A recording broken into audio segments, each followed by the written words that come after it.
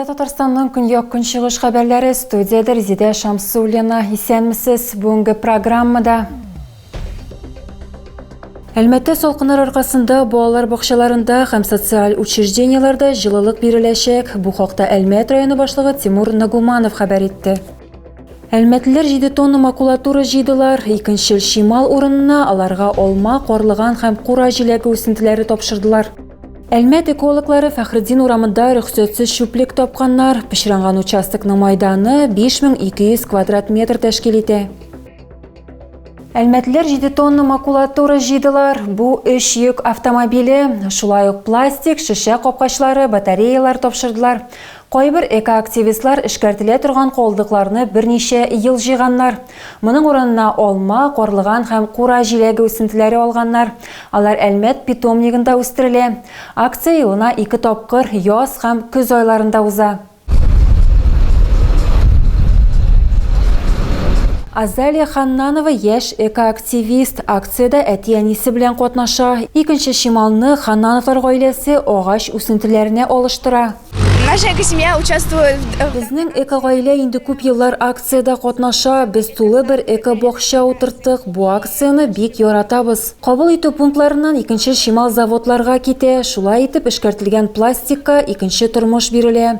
Аннан эскәмия яки брусчатка ясарга мөмкин. Шешә капкачларын аерым җыялар. Аларда катнашмалар азрак һәм эшкәртү процессы да аерыла. Әмінә Татарстанда люминесцент лампалар, терекөмешле градусниклар һәм батареялар кебек югары куркынычлы калдыкларны тапшыру бик авыр.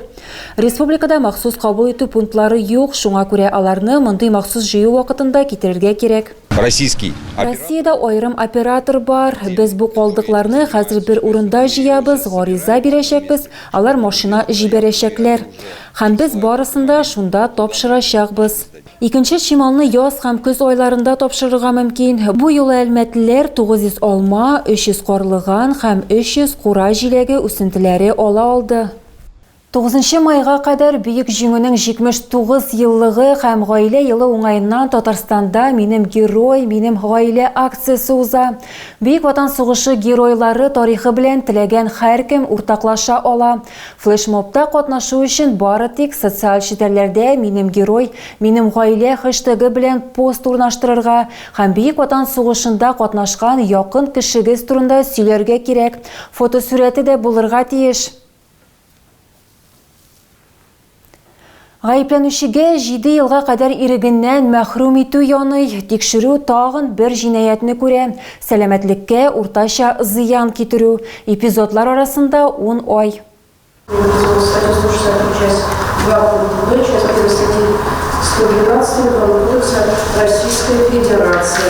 Узган утырышларда зыян күрүчеләр һәм кайбер шаһитлар инде сораштырылган иде. Бу процесска яклар тагын бер кеше белән сөйләшүне һәм гаепләнүчедән сорау алуны билгелиләр. Изначально там на лестнице что-то они зацепились.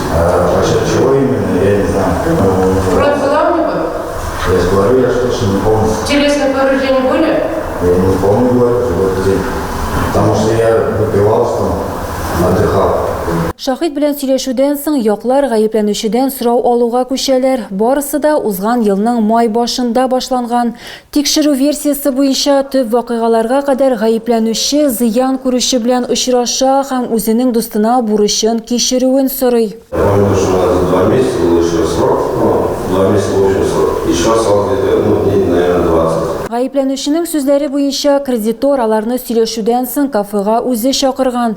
Анда зыян күрүченең ял итүчеләрнең берсе белән низак килеп чыга. Һәм ул гаепләнүченең исеме белән үзен саклап кала. Шуннан соң алар кабат очрашалар һәм соңгысы гаделлекне торгызырга карар итә.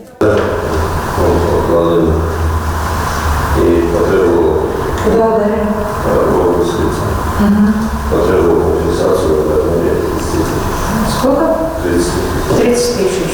Гаепләнүче үз гаебен таныды һәм аңа хөкем карары чыгарыр алдыннан соңгы сүз әзерләргә мөмкинлек бирер өчен суд тәнәфес алды. Әлмәт экологлары Фәхреддин урамында рөхсәтсез шүплек тапканнар. Пычранган участокның майданы 5200 квадрат метр тәшкил итә. Хуҗасы физик зат.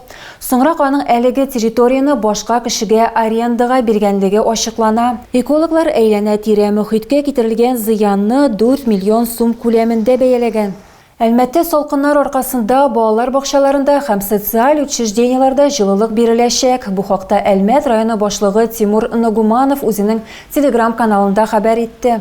Беренче чиратта җылылык техник яктан мөмкин булган урыннарда эшләтеп җибәреләчәк. Хәзер Төзүчеләр проспектыннан Зарипов проспектына кадәр, шулай ук Фәхреддин урамыннан Иске Әлмәт ягына кадәр эшләтеп җибәрү көйләү эшләре алып барыла. Шәһәрнең үзәк өлеше зур котельниялар белән җылытыла. Аларның эшен башлау өчен күбрәк вакыт кирәк. Шуңа күрә шәһәр җитәкчелеге җылыту приборлары ярдәмендә локаль җылыту вариантын карый. В сельской местности тоже мной дано поручение мониторить ситуацию и при необходимости запускать локально те котельные, которые физически можно пустить. Будем ситуацию держать на контроле, не дадим замерзнуть.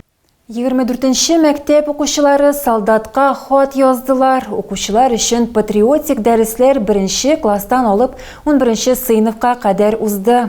Мәктәп укучыларына махсус бланк һәм ручка таратылды. Укучыларга хәрбиләргә үзләре турында сөйләргә һәм юатырда ярдәм сүзләре язарга куштылар. Язылган хатлар хәрби операция зонасына җибәреләчәк. Тагы да күбрәк яңалыклар һәм тапшырулар белән безнең сайтта таныша аласыз. Без социаль челләрдә дә бар, хәбәрләр юлагыз. Бүгенгә менә шулар. Мин сезнең белән сау булашам, исән-имин булыгыз.